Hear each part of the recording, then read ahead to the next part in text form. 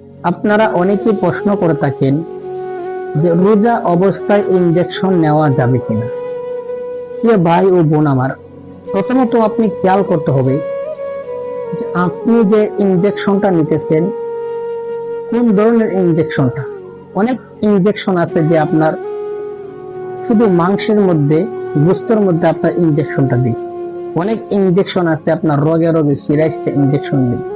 দেখেন, আপনি যদি ইনজেকশনটা যদি আপনার রোগের ভিতরে দেন তাহলে আপনার রোজা ভেঙে যাবে। কারণ রোগের ভিতরে দিলে আপনার পুরা মস্তিষ্কে, পুরা শরীরে, পুরা সারা অংশে রোগে রোগে রোগে রোগে ওই ইনজেকশনের যে ওষুধটা, মেডিসিনটা, সেটা আপনার পুরা শরীরে প্রবেশ করবে। এই জন্য আপনার রোজা ভেঙে যাবে। আর আপনি যদি শুধু এই মাংসের মধ্যে আপনি ইনজেকশন নেন তাহলে আপনার রোজা ভাঙবে না।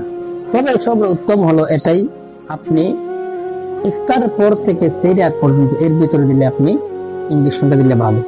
যদি তার বাইরে দেন দিতে পারেন, তবে ইনজেকশনটা হতে হবে যে মাংসের মধ্যে যেতে হবে।